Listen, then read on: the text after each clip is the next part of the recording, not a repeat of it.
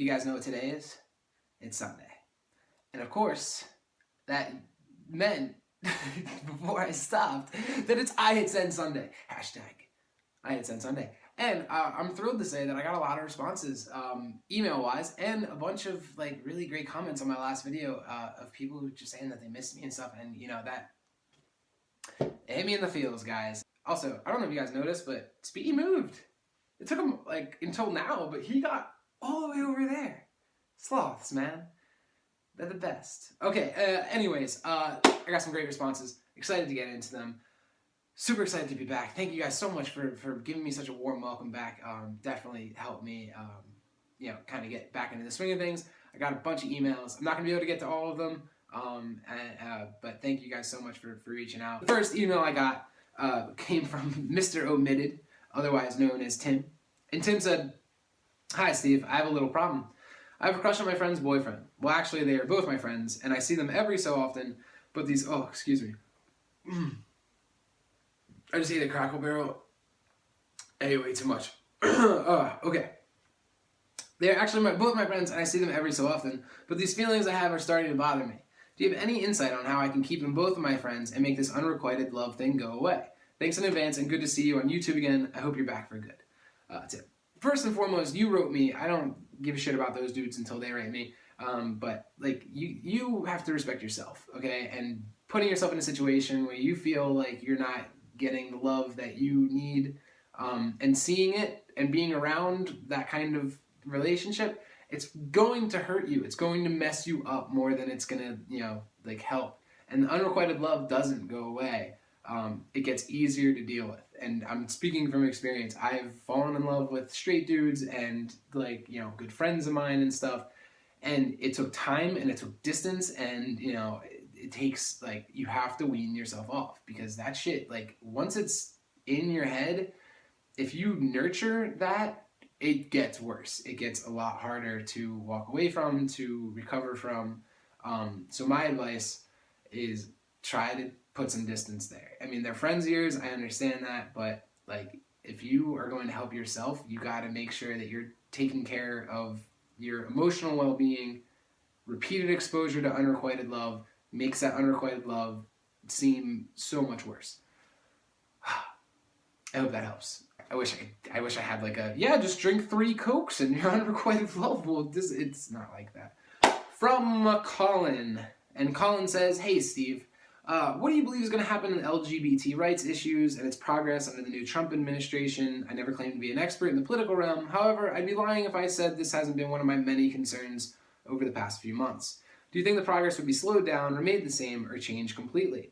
And is there any shred of hope moving forward? Glad to see you back on YouTube. You've helped me take a big leap forward in life in being able to be comfortable with myself and opening up to others. Thank you." That was all you, man. I mean, if you feel more comfortable in life taking a big leap forward, I'm happy to have helped, but that was all you, man. And congratulations on that. As for the Trump, the Trump comment, I got a couple emails about Trump. Okay, mixed feelings. I have mixed feelings. I think we all do. I don't think it's all bad. In fact, I think in times of oppression, people like us, minorities like us, we get closer together. Trump is a complicated issue. I get flustered talking about it because I have many, many thoughts, just as we all do. My mom voted for Trump. A lot of people who are close to me voted for Trump. Mike Pence was pro-conversion therapy and just a general scumbag, all under the guise of religious freedom, but really it just meant that they could discriminate against gay people, which is a huge step backwards. So yeah, that shit hurts, man. It's terrifying. Do I think it's over for us? No. I think we are under pressure. I think we have never been, I'm getting angry. I'm getting angry at myself for not being able to talk on this clearly. Listen, those dudes are douchebags, okay? But the gay community, we've made leaps and strides. We've never had it better. Our allies are not turning their backs on us just because of the new president. We are only getting better. Is it over for gay people? Absolutely freaking not. I should have said fucking for effect. So we still have people like Bernie Sanders who are out there saying, you're not going to mess with gay people or we will organize. We will shut that shit down. And we will. As long as we are all brave, we're out and proud and, not taking shit from anyone, they can't touch us because we are not doing anything wrong. The only people who have like a problem with us are the religious people. Unfortunately, Mike Pence is a religious nut job, and a bunch of these other people, whatever reading of the Bible they did said that we're bad or whatever, and then they thought Trump was gonna gas us or something. It's not gonna happen. We are fine. We're going to be fine. Just keep fighting. We never had a period in American history where we didn't have to fight. We still have to fight. Dude, he's so dumb.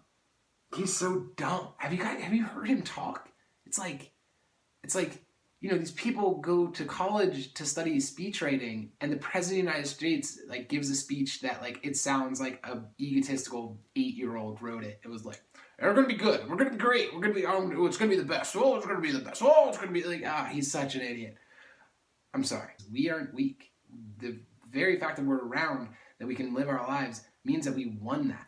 Because it's always been, people have always tried to take that shit away from us. We're winning still.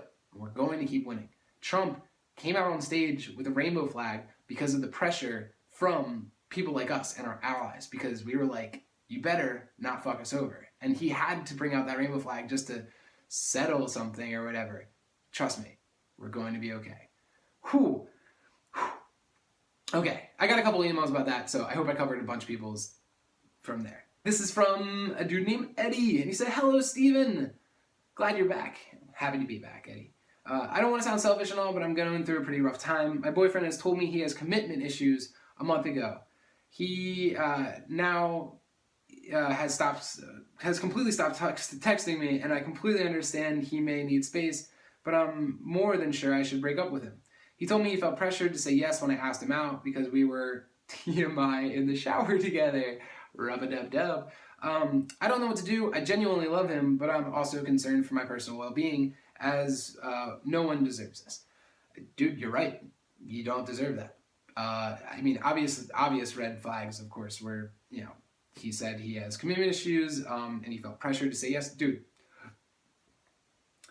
Wow, Crackle Barrel. This ship's going down. Just jump out. Be the first one to say, hey, I don't think you're into this. I deserve somebody who wants to be with me, and I want to be with somebody.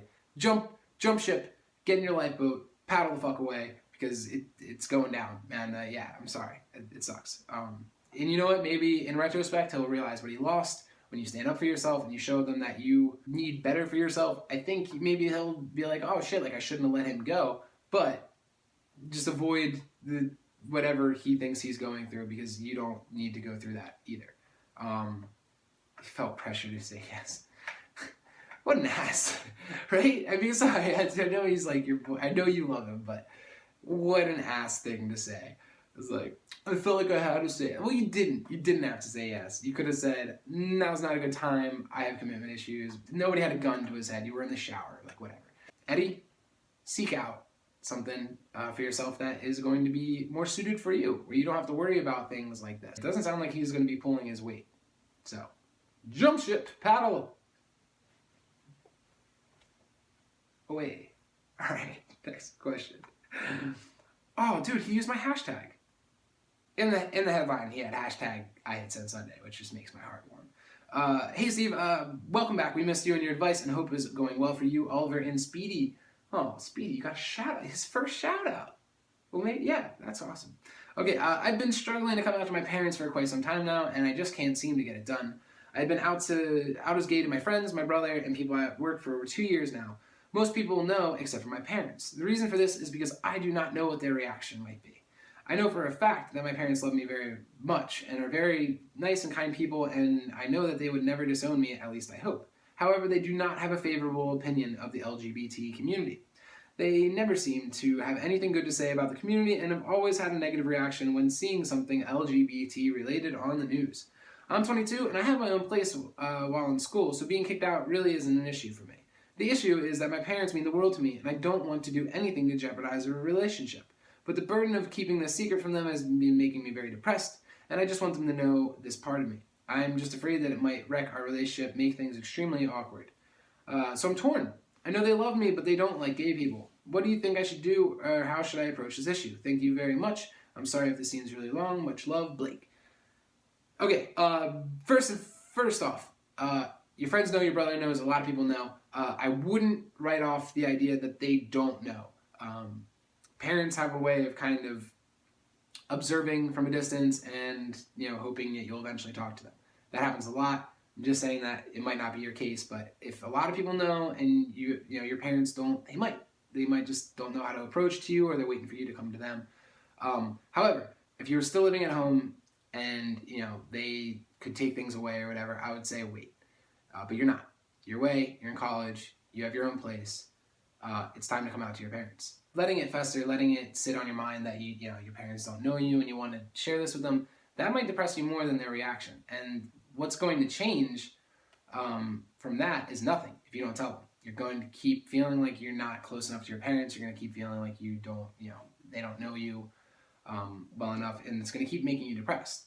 Now, the difference between that and telling them is that there's a chance. There's hope. There's no hope for you if you don't tell your parents. You're going to keep feeling that way. If you tell your parents, they might not take it well at first, but they might come around to it. They might take it well right away. These are all possibilities, but I can tell you one thing for sure. If you don't tell them and you're already depressed about it, you're going to keep being depressed about it. You can nip this one in the bud. You have a good support system, your brother, your friends, to fall back on. You have everything in place. It's time. It's time.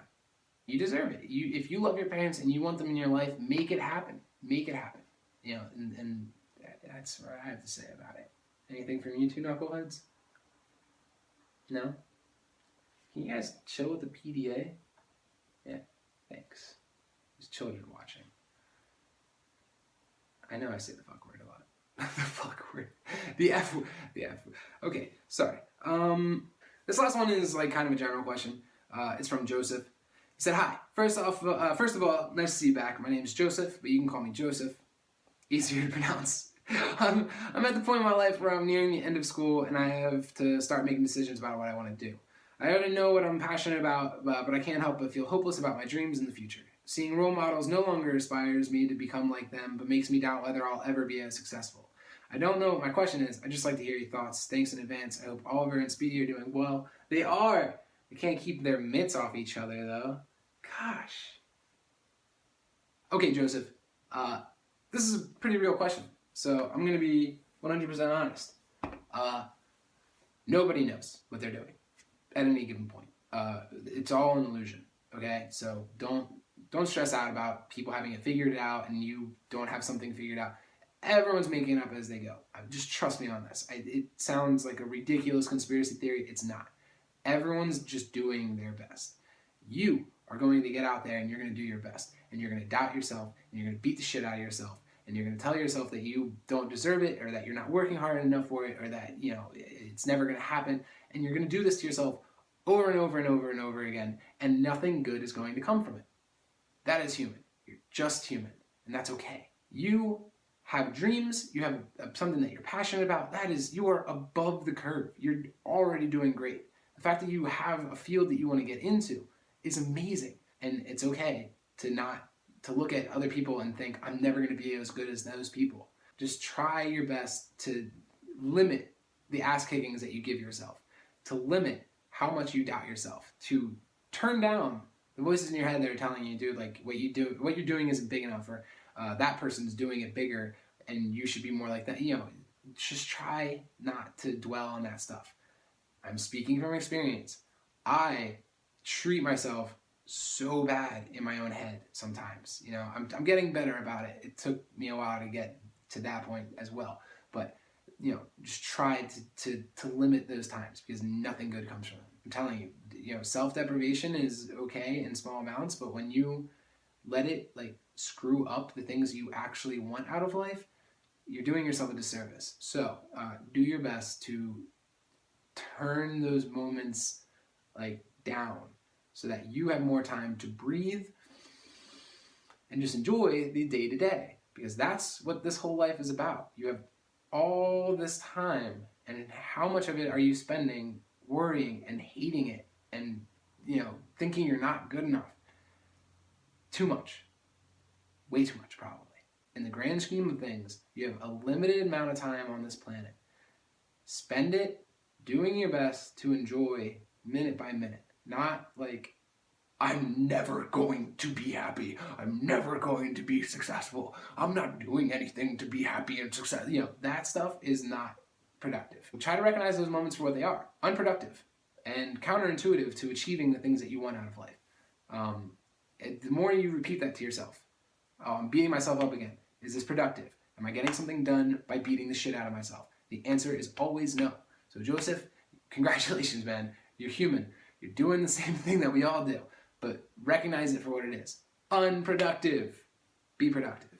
You know, if you have dreams or whatever, stop thinking about the possibility of having them and think about the small little incremental things that you can do to get there. And I bet there's like 100 steps to get where you're going. So just focus on the next one, because that little step is going to look a lot less daunting than, you know, point B, like just, you know, as a concept. I actually heard this on a TV show the other day, and I've been doing it for the past 2 days, but slow breath through the nose. And then you breathe out like you're trying to fog up a window, like,